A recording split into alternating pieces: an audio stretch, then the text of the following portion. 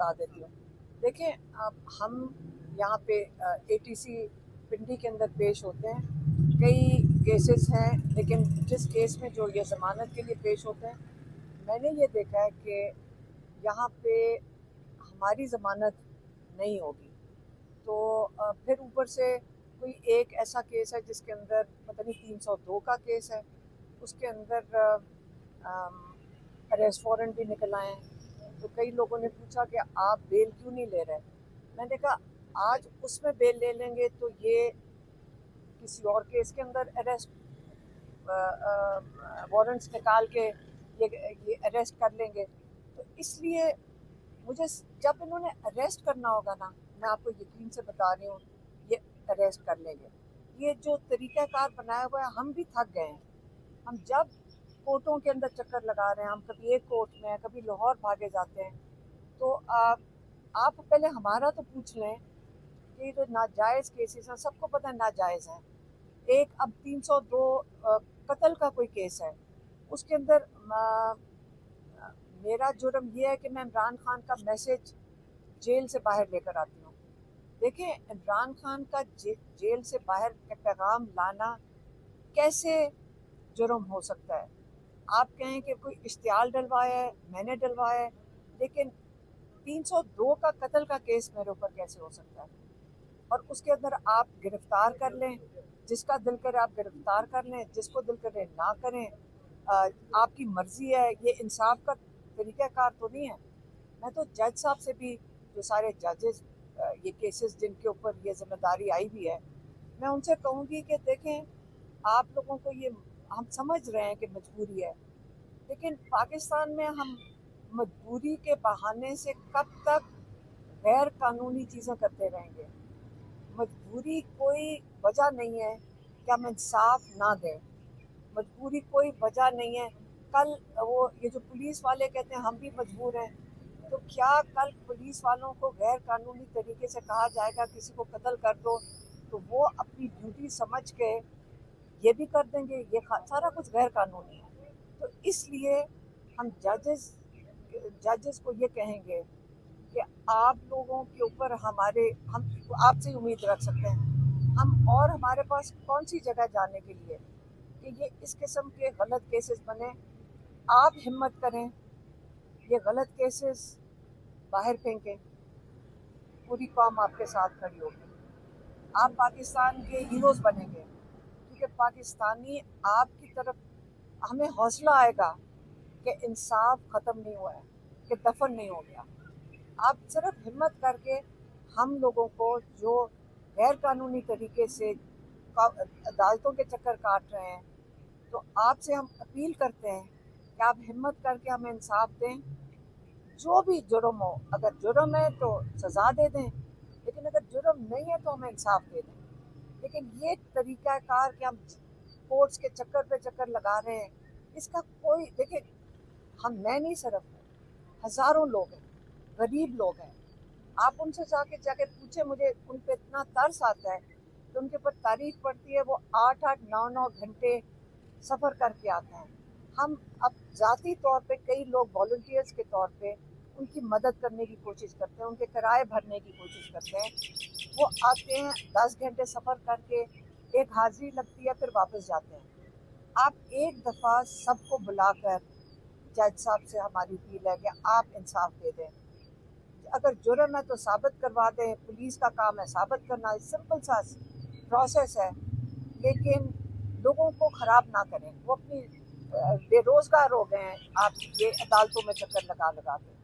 ये तो अब हम दुआ करते हैं कि पाकिस्तान में जो जो हमें जो इस वक्त कॉन्फिडेंस ख़त्म हुआ हुआ है, एतबार ख़त्म हुआ हुआ है जुडिशल सिस्टम में, हम दुआ करते हैं कि जजेस हिम्मत करके ये जो कॉन्फिडेंस है अवाम का अपनी अदलिया में, वो कॉन्फिडेंस बहाल कर दें।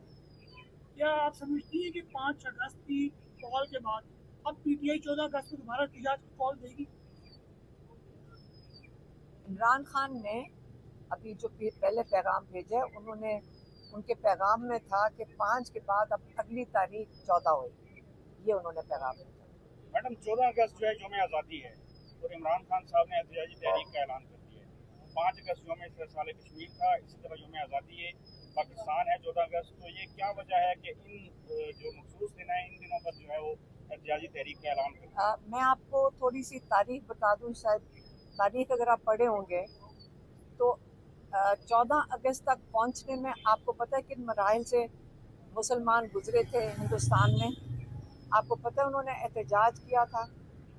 आपको आज पता है कि उस आज़ादी के लिए जब आप खड़े हुए थे तो कौन कौन ख़वातीन, मर्द और जवान बच्चे निकले थे अपनी इस आज़ादी के लिए, कितनी जिद्दोजहद की थी उन्होंने। आपका ख्याल है कि आपको आज़ादी ऐसी मिल गई थी कि एक दिन सुबह को किसी को ख्याल आया कि आज मुसलमानों को अलहदा देश दे दो या एक उनका अलहदा मुल्क बन जाएगा? उसके लिए आप तारीख पढ़ें, कितने 20, 25, 30 साल लोगों ने कितनी जद्दोजहद की थी और कितने लोगों ने कुर्बानी दी थी पाकिस्तान बनने के लिए। 25 लाख लोग इंसानी जानें ज़ाया हुई थी, 25 लाख लोगों की। इतना खून गया है ज़मीन के अंदर। आप क्या ख्याल है ये ज़मीन इतनी कीमती नहीं है कि आप इसके लिए खड़े हो सकें? अगर आप इसके लिए आज़ादी के लिए, जो इमरान खान कह रहे हैं, जो खुद जेल में बैठे हैं, उन्होंने नहीं कहा मुझे आज़ाद करो, उन्होंने कहा अपने आप को आज़ाद करो।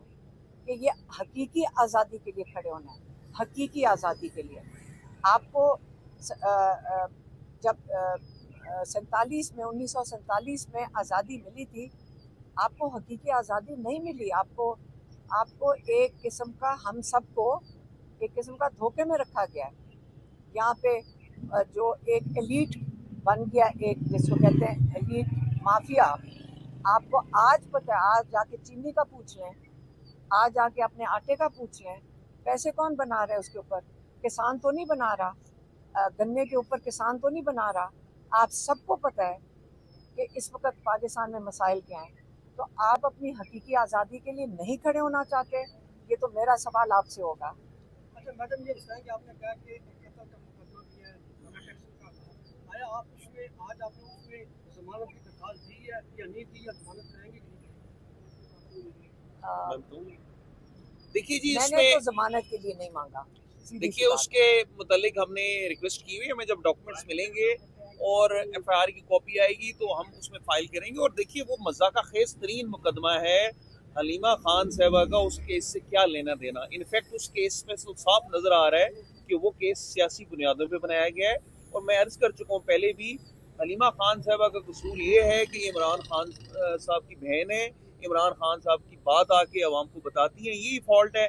इसी वजह से ये केसेस का सामना कर रही हैं, इसी वजह से ये एक अदालत से दूसरी अदालत में जाती हैं। आज ये घर बैठ जाएं, ये तमाम केसेस खत्म हो जाएं। अच्छा मैडम, वो पहले वाला सवाल के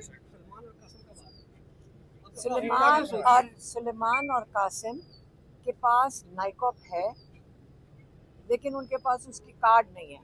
तो जब आपका कार्ड गुम जाता है, आईडी कार्ड गुम जाता है, ये तो नहीं होता कि आप पाकिस्तान के शहरी बंद हो जाते हो ना। उनका कार्ड नहीं है। उनको अगर कार्ड के लिए अप्लाई करेंगे, उन्होंने कहा 5 से 6 महीने लग सकते हैं। तो उन्होंने अपने ब्रिटिश पासपोर्ट पे पाकिस्तान एम्बेसी में वीज़े के लिए अप्लाई कर दिया।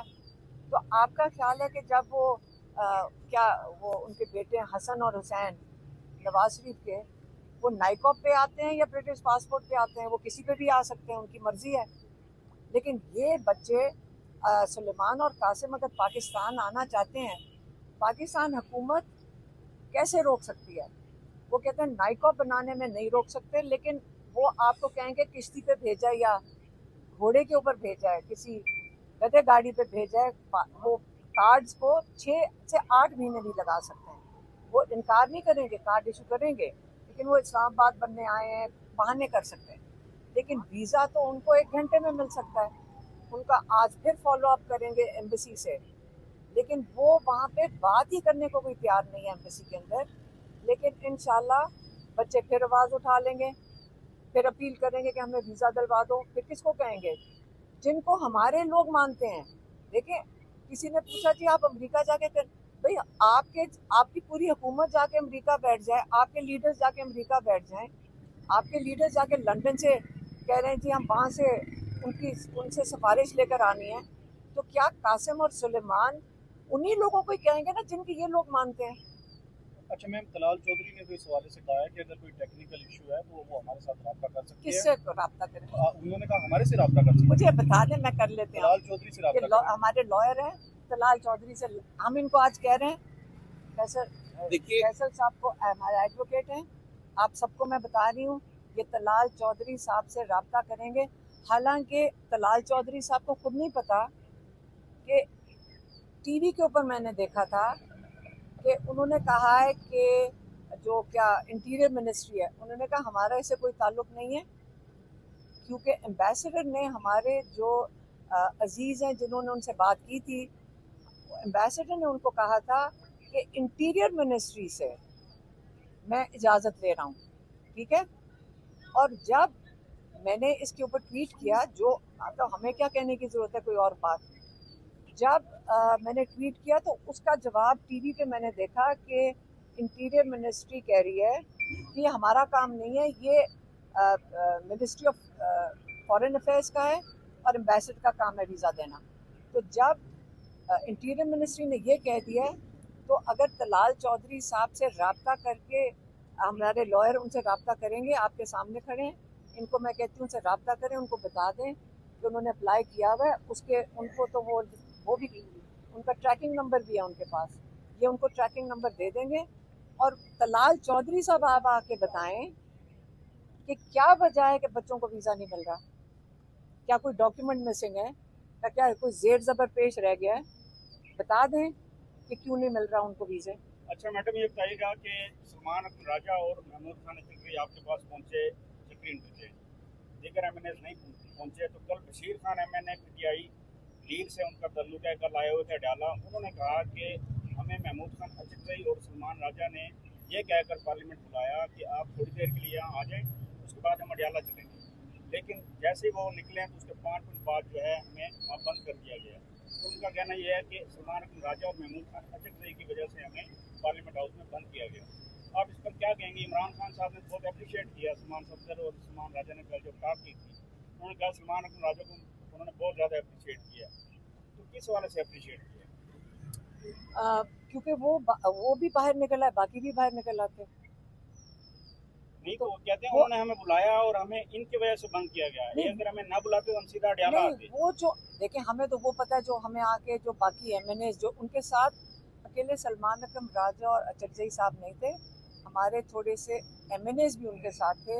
शानदाना को हमने देखा, और भी कोई था, और कौन था? वो MNAs से जिन पे इल्जाम लगता है कि कंप्रोमाइज्ड हैं। अच्छा मेरी बात सुने, वो MNAs भी उनके साथ निकल कर आए थे, तो बाकी भी आ जाते, मुझे तो नहीं समझ आई। खैर, ये इस वक्त जो इम्पोर्टेंट चीज़ है, पाकिस्तान में 5 तारीख को लोग जो जिनका ख्याल था खौफ की जंजीरों के अंदर फंसे हुए हैं, अपनी हकीकी आज़ादी के लिए ये सबको पता होना चाहिए कि पाकिस्तानी वो जज्बा रखते हैं और एहसास रखते हैं कि पाकिस्तान को आज़ाद होना चाहिए, और कोई कानून तोड़े बगैर, कभी कानून नहीं तोड़ा, मैंने नहीं देखा जो कोई कानून तोड़ता हो। हम भी जाकर बैठते हैं अडयाला के बाहर, कोई कानून नहीं तोड़ता। हम सड़क पे बैठते हैं कि नया कानून बना दें, बल्कि जो अदारे हैं वो कानून पे नहीं चलते। आपने देखा चक्री पे, आप भी मौजूद थे, क्या हुआ था? हम चक्री पे सड़क के ऊपर बैठे थे, 1-1.5 बजे से मैं और मेरी बहनें और मेरी बहन की नवासी और बेटी, हम सारे 1.5 घंटे से हमारी फैमिली वहाँ पे चक्री पे बैठी थी। उन्होंने कहा आप इंतज़ार करें, हम आपको बताते हैं, जो हमेशा ये कहते हैं। उसके बाद थोड़े से लोग आना शुरू हो गए, हम जाके सड़क पे साइड पे हम बैठ गए। फिर वो पुलिस ने आके कहा कोई 10 बजे के करीब कि आप यहाँ से उठें, यहाँ दहशतगर्द आ रहे हैं। ASP ने भी आके हमें कहा। हमने उनको कहा हमने कभी कानून नहीं तोड़ा, अगर हमने दफ़ा 144 की खिलाफ वर्जी कर रहे हैं तो सामने वो बसों का वो होटल है, हम उधर जाकर बैठ जाते हैं, तो वो प्राइवेट प्रॉपर्टी है, इसका मतलब हम कानून नहीं तोड़ेंगे।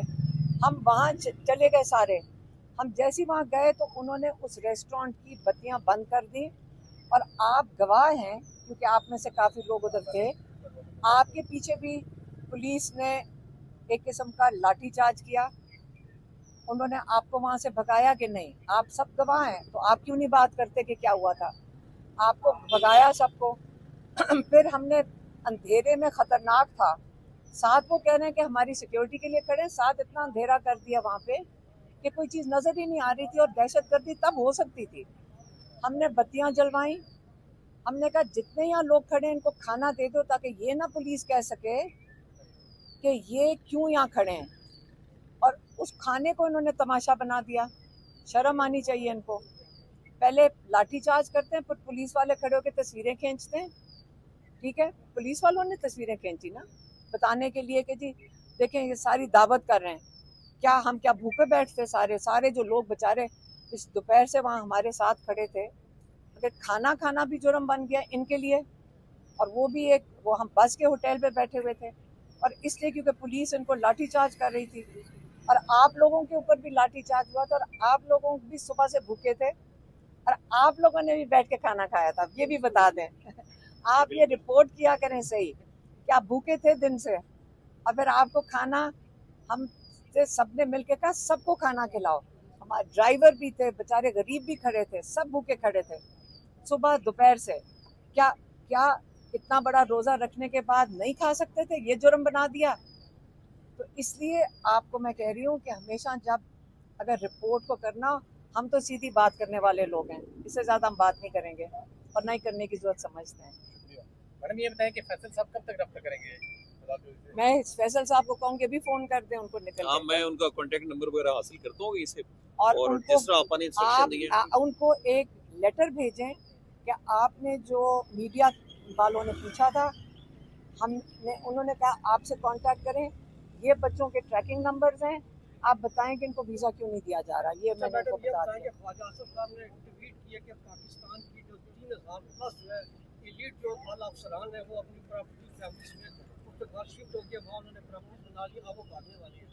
तो इसके जवाब में जो उनके आरोप थे उनको एंटी करप्शन ने गिरफ्तार कर लिया। इसके ऊपर आपका क्या कहना है? देखें, जब कानून ही ख़त्म हो गया पाकिस्तान में, तो जो कानून तबाह करने वाले हैं सबसे पहले तो वही भागेंगे ना। कानून तो उन्होंने खुद तबाह किया है। अगर एक तो कानून ख़त्म हो जाए तो सबसे ज़्यादा खौफज़दा वो हैं। अवाम तो वैसे ही पिसी हुई है, तो इन लोगों के पास तो ये पैसे वसाइल नहीं है कि हम यहाँ से मुल्क छोड़ के अगले जहाज़ पे भाग जाएं। तो इसलिए ये जो आप चीज़ें देख रहे हैं, ये जब आप कानून की बालादस्ती ख़त्म कर देंगे, आइन की बालादस्ती ख़त्म कर देंगे, हालात इससे बेहतर नहीं होंगे। पाकिस्तानी होने के नाते आप सारा वक्त कहते हैं कि इमरान खान की वजह से कह रहे हैं, लेकिन मैं पाकिस्तानी हूँ, पाकिस्तान में रहते हैं, हमारे बच्चे, मेरी ग्रैंड चिल्ड्रन इधर हैं। आप मुझे बताएं, उनके लिए मुझे फिक्र नहीं है कल उनके साथ क्या होगा? तो क्या हम और क्या महसूस करें कि पाकिस्तान में अगर कानून इनके लिए ख़त्म होगा, ये तो जहाज़ पकड़ के मैं पहले कह चुकी हूँ भाग जाएंगे। सीएम केपीके की दीदी की खबरें आ रही हैं। एक चीज मैं ऐड कर दूं, बड़ी इंपॉर्टेंट बात की शिराजी साहब ने आरओ साहब के हवाले से, जिन पे करप्शन चार्जेस पे भी उनको अरेस्ट किया गया। हम ये उम्मीद करते हैं कि एंटी करप्शन के जो हैं एहलकार, वो उनसे इलेक्शन में जो उन्होंने चोरी में किरदार अदा किया आरओ ने, उसके मुतालिक भी इंक्वायरी करेंगे। ये भी हम उम्मीद करती है हमारी लिखी। Thank you.